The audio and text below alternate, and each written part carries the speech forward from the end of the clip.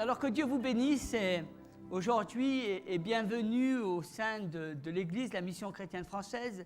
C'est une joie pour moi de vous accueillir dans ce lieu et mon désir est que tu prospères à tout égard, que tu sois béni, que tu sois l'enfant de la bénédiction. Puis si vous regardez les écrans de télévision et que vous avez l'occasion de venir un jour dans cette région de Marseille, sachez que vous serez les bienvenus, que ce sera pour nous une joie de vous accueillir dans ce lieu. Nous sommes la famille de Dieu et nous pouvons proclamer ensemble « À toi notre Dieu soit l'honneur, la force, la puissance et la gloire, et d'éternité en éternité, au siècle des siècles. Amen. À toi notre Dieu soit l'honneur, la force, la puissance et la gloire, d'âge en âge et d'éternité en éternité, au siècle des siècles. Amen. Saint, Saint, Saint est l'Éternel des armées. Toute la terre est remplie de sa gloire. Saint, Saint, Saint est l'Éternel des armées. Toute la terre est remplie de sa gloire. Saint, Saint, Saint est l'Éternel des armées. Toute la terre est remplie de sa gloire. Amen. Je vais vous parler aujourd'hui de rester libre de toutes les contrariétés. Nous avons tous des choses dans la vie que nous ne comprenons pas. Peut-être que quelqu'un, ce matin, que tu aimes, s'est mis en colère contre toi. Beaucoup de gens sont très sensibles à la moindre contrariété et la moindre petite chose, souvent, a tendance à les irriter ou à les démoraliser. Il arrive quelquefois, même qu'en allant au travail, vous soyez pris dans la circulation et que quelqu'un s'énerve devant vous et qu'il vienne et je dirais bien souvent ça se termine par des gros mots et cela vous met en rogne et puis quand vous rentrez dans votre lieu de travail vous êtes irrité, énervé pendant 2 ou 3 heures. Vous voyez à quel point la moindre des contrariétés vous apporte énervement, irritation, découragement. Si nous voulons avoir une vie victorieuse, nous devons être libres de ces contrariétés et ne pas être affectés sans cesse par la moindre des situations. Pendant ces 3 heures où je vais être là, me souvenir de ce moment, de cette dispute, de cette conversation avec quelqu'un que je ne connais même pas, ces 3 heures que j'aurais gâchées de ma vie, ces 3 heures que je n'aurais pas saisi de bonheur, ces 3 heures que j'aurais volé à la joie que le Seigneur veut qui habite en chacun de nous. Combien de fois il y a tant et tant de gens qui sont si sensibles, si susceptibles, que la moindre chose, la moindre contrariété, des paroles déplacées les affectent et je dirais, et touchent leur vie intérieure et peuvent amener des brisements. Je connais des personnes qui viendront et pas si longtemps que cela, une personne nous a écrit une lettre en nous disant « Écoutez, moi j'aime bien venir à l'église, mais bon, j'ai appris que quelqu'un me critiquait, alors je préfère ne plus venir dans l'église. » Et quelque part, j'ai été frappé et choqué par une telle parole. Parce que je dirais qu'à chaque fois qu'on va apporter une critique, à chaque fois que vous allez entendre quelque chose de mauvais, ce n'est pas une raison suffisante pour quitter la maison de Dieu ou pour quitter son amour vis-à-vis du Seigneur. Vous voyez combien notre foi est légère et combien de fois je vois des gens qui sont capables de quitter l'église uniquement parce qu'on a dit du mal d'eux, parce qu'on les a critiqués. En tant que serviteur de Dieu, ça fait longtemps que je ne serais plus serviteur de Dieu si j'avais laissé mes ouvertes grandes oreilles à toutes ces critiques. Je crois que j'aurais exercé une autre profession. Vous voyez, mais ma profession de foi, c'est Jésus-Christ et mon Église, elle est là et je suis fidèle à cette Église et c'est ce qui fait ma joie et je crois que c'est ce qui doit faire la joie de chacun de nous. Ne pas sans cesse se laisser emporter par les moindres contrariétés, les paroles déplacées, des paroles qui vont être dites de ci, de là et qui vont avoir un effet de vous affecter. La prochaine fois que quelqu'un te contrarie, ne tombe pas dans le piège. Prends la décision d'être libre de cela, de garder la joie dans ton cœur. Hein. Je crois que c'est tellement important de savoir garder cette joie. La parole de Dieu nous dit « garde ton cœur plus que toute autre chose ». Hein? Combien de fois on est vulnérable, combien de fois on se laisse emporter, combien de fois on va être démoralisé simplement par des paroles qu'on aura entendues et qui vont nous affecter pendant toute une journée. Une des meilleures choses que nous pouvons faire est, je dirais, de pardonner de suite, de ne pas rester avec ce stress, de passer au-dessus de ces choses-là, de ne pas vivre d'une manière affectée. Je me souviens un jour, j'étais avec un ami, on était dans un grand magasin. Alors on arrive dans ce grand magasin, j'avais besoin des services d'un vendeur et je monte à l'étage et je vois 4 ou 5 vendeurs qui étaient en train de parler. Ils étaient en train de discuter, visiblement ils étaient contents de parler ensemble. Alors moi, je m'approche d'eux et puis je leur dis « Écoutez, j'ai besoin de vos conseils, je dois installer une cuisine et j'ai besoin que vous puissiez me conseiller, etc. » Et puis le vendeur me dit « Écoutez, il n'y a pas de vendeur qui est libre, donc vous allez patienter, vous prenez un numéro et on vous appellera quand ça viendra votre tour. » Ok. Et puis je prends un numéro, j'étais avec mon ami, et puis d'un seul coup, mon ami commence à s'énerver. Je le regarde, et puis effectivement, je voyais ces quelques vendeurs qui étaient là, 3-4 vendeurs en train de rigoler, se raconter des blagues. Visiblement, ils n'avaient rien à faire. Moi, j'étais là, j'avais un service à leur demander, mais finalement, et puis, vous savez, je sentais que la moutarde commençait à me monter. Hein, je sentais que les nerfs allaient m'envahir. Je commençais à dire, mais c'est pas normal. Hein, tu comprends pourquoi la France va si mal, etc. Vous voyez, j'étais là vraiment en train de commencer à bouillir. Et puis à un moment donné, j'étais interpellé parce que je me suis dit, mais est-ce que ça vaut la peine ?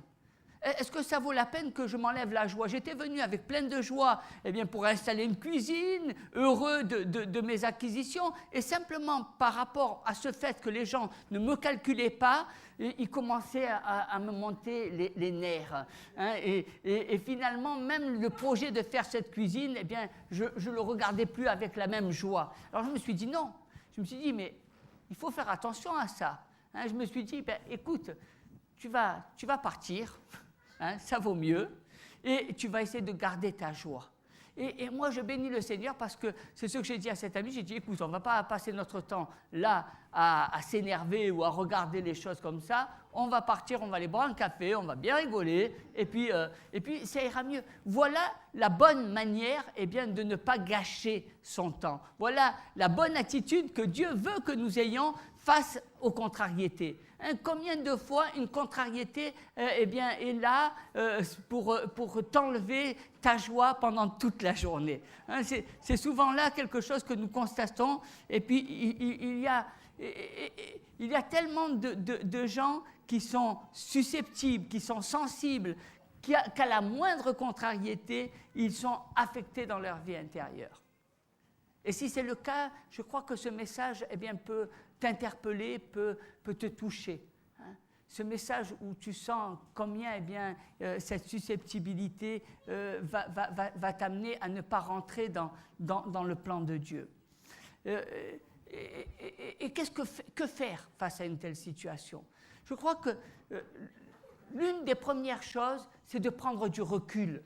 C'est de ne pas commencer à s'énerver. Et puis, vous savez, souvent, quand on s'énerve contre les personnes. Il nous vient un esprit d'animosité contre les personnes. On commence, non pas à les bénir, on ne commence pas à leur dire « Ah ben, tu vois, ces vendeurs, ils sont formidables, que Dieu les bénisse, etc. » On commence à dire « Mais... » Et je crois que Dieu veut que nous prenions du recul parce que nous sommes des bénédictions. Parce que nous sommes là, non pas pour maudire, mais nous sommes là pour bénir. Même si quelqu'un nous contrarie, même si quelqu'un nous offense, nous sommes là pour prendre du recul face à de telles situations et apporter cette bénédiction. Alors, c'est à cela. Et quand je ne rentre pas dans cette bénédiction, lorsque je suis affecté dans ma vie intérieure, finalement, vous savez qu'est-ce que je fais ? Je suis tombé dans le piège. C'est un piège qui m'est tendu et finalement, si je rentre dans la contrariété, je vais me retrouver sans joie, je vais me retrouver énervé, découragé, je vais finalement accéder aux demandes de l'ennemi. Hein, et c'est à cela que le Seigneur nous demande d'avoir une bonne attitude. Cette bonne attitude, c'est de pardonner dans son cœur, de ne pas avoir d'amertume. C'est pas grave, ces vendeurs finalement, ils n'ont pas fait un crime. C'est pas parce qu'ils ne se sont pas occupés de moi que ça y est, je dois leur en vouloir. C'est pas par rapport à cette situation que je vais commencer, non. Il faut savoir prendre du recul face aux situations et dire, laissons passer les choses, hein, laissons couler la situation, regardons les choses avec d'autres yeux. Finalement, c'est pas grave. On se fait souvent une montagne de petites choses. Hein, on a l'art de monter en mayonnaise les petites choses. La moindre contrariété devient une montagne. Et la moindre contrariété nous amène à nous gâcher la journée, à nous décourager, à ne pas faire ce qu'on doit faire. C'est bien souvent cela. Et qu'est-ce que la parole de Dieu nous dit ? Prenons du recul. Hein, ne reste pas figé, laisse couler un peu, que ça te passe un petit peu au-dessus de la tête. Hein, ne sois pas comme ça canalisé, focalisé face à une telle situation. Vous savez, quand ça ne va pas avec quelqu'un, quand quelqu'un ne te regarde pas, t'ignore, quand quelqu'un ne prend pas soin de toi, qu'est-ce que tu fais ? Ça y est, c'est un drame. Et tu vas rentrer dans cette contrariété, et puis tu vas téléphoner, je ne sais pas qu'est-ce que j'ai fait à telle personne, elle m'en veut, pourquoi ceci, pourquoi cela, et finalement, il n'y a rien qui est basé, il n'y a rien qui tient la route. Mais qu'est-ce que ça aura pour effet ? Eh bien, tu vas être malheureux, malheureuse pendant tout un temps. Tu vas rentrer dans un système qui ne dépend même pas des personnes, parce que tu sais, les gens sont ce qu'ils sont. On veut toujours, on dit, mais tu sais, les gens ne sont pas gentils, les gens ne sont pas beaux, les gens ne sont pas attentionnés. Alors qu'on soit des chrétiens, il faudrait que les chrétiens soient parfaits. Si un chrétien n'est pas un être humain, eh bien, ce n'est pas un chrétien. Pour la majorité des chrétiens, le chrétien, c'est Dieu, c'est Jésus. Hein, mais les chrétiens, ils ont des défauts, ils sont encore dans la chair. Le jour où ils seront dans le ciel, peut-être qu'ils seront parfaits. Mais en attendant, eh bien, ils ont leurs défauts, ils ont leurs qualités, ils ont leur caractère, ils ont leur personnalité. Et quelquefois, eh bien, il y a là des tiraillements. Et je crois que c'est important que nous puissions regarder les choses avec des yeux différents.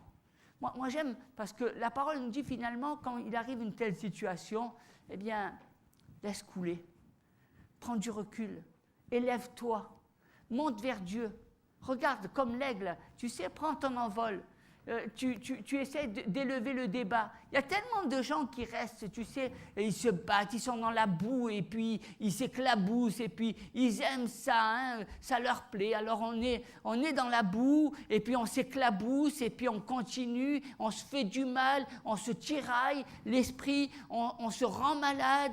Mais est-ce que ça vaut la peine ? Prends du recul. Tu verras que toutes ces choses-là ne sont pas importantes.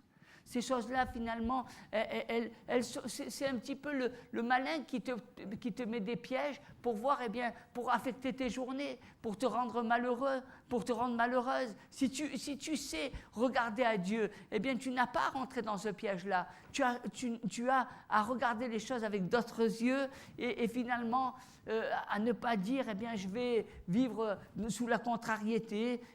Moi, j'aime ces choses-là. Souvent, ça m'arrive, et j'ai fait cette expérience. Vous savez, quand quelqu'un, je peux être à un moment donné, pas en colère, mais en pleine discussion, et puis on sent eh bien que cette discussion est tendue, et puis 10 minutes après, eh bien, c'est fini.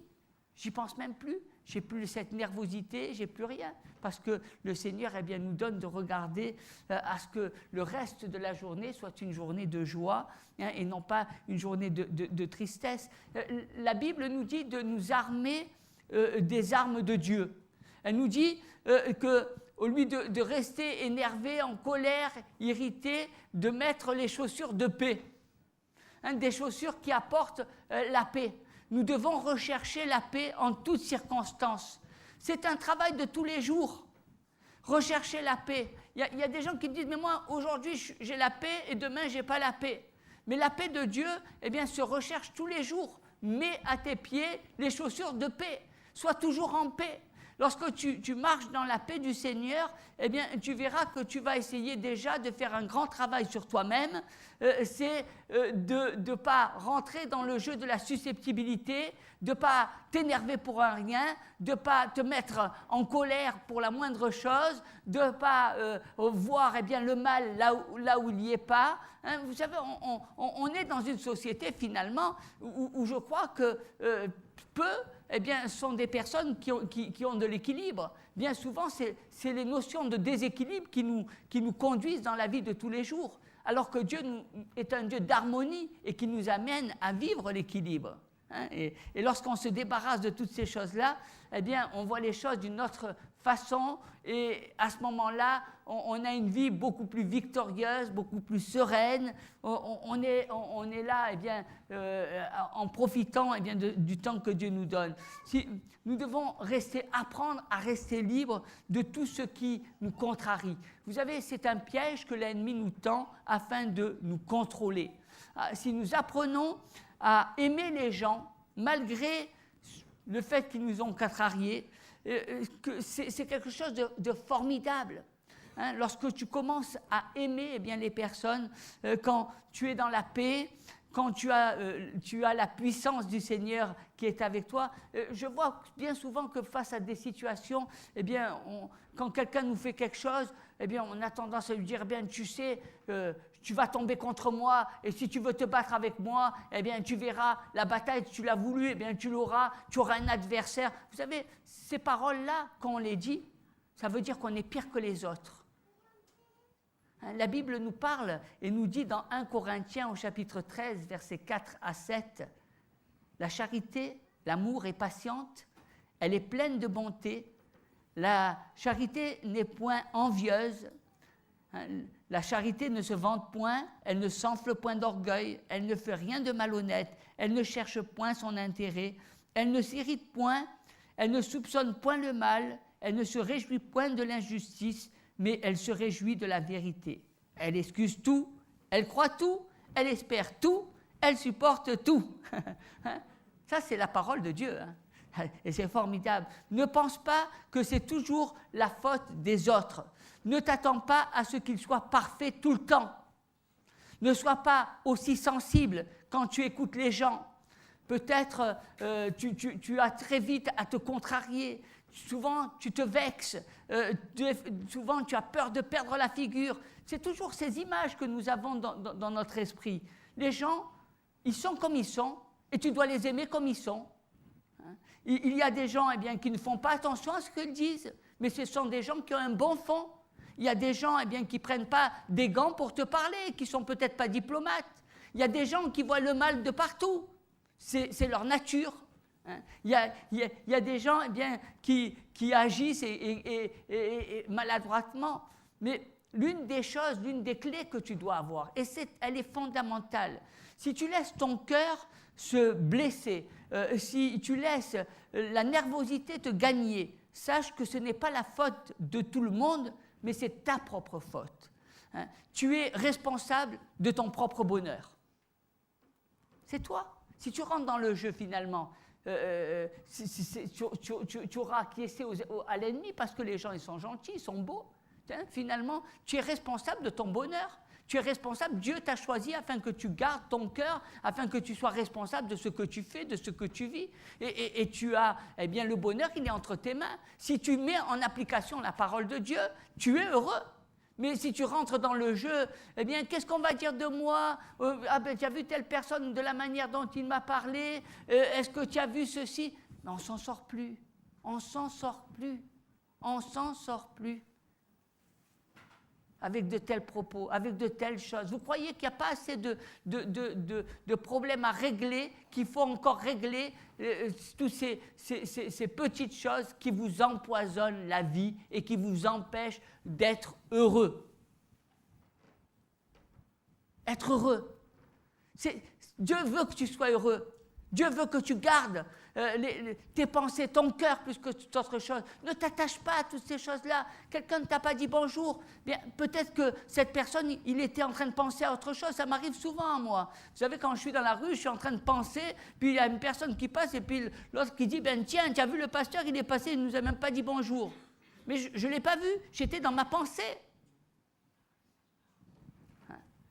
Oui, on a tout le temps, vite fait, à condamner, on a tout le temps à se vexer pour la moindre chose, on a tout le temps à agir. Hein, et le Seigneur, eh bien, il nous appelle, arrête de t'énerver, mets tes chaussures de paix et monte au-dessus de cela. Dans le deuxième livre de Timothée, au chapitre 4, 14, nous voyons Alexandre le forgeron m'a fait beaucoup de mal, dit l'apôtre Paul. Le Seigneur lui rendra selon ses œuvres. C'est l'attitude que nous devons avoir et qu'a eu l'apôtre Paul. Il a rendu le bien pour le mal. Il n'a pas fait œil pour œil, dent pour dent. Quelqu'un lui a fait du mal. Il a dit, c'est pas grave, je ne vais pas me rendre malade pour ces choses-là. Je vais agir bien d'une autre manière.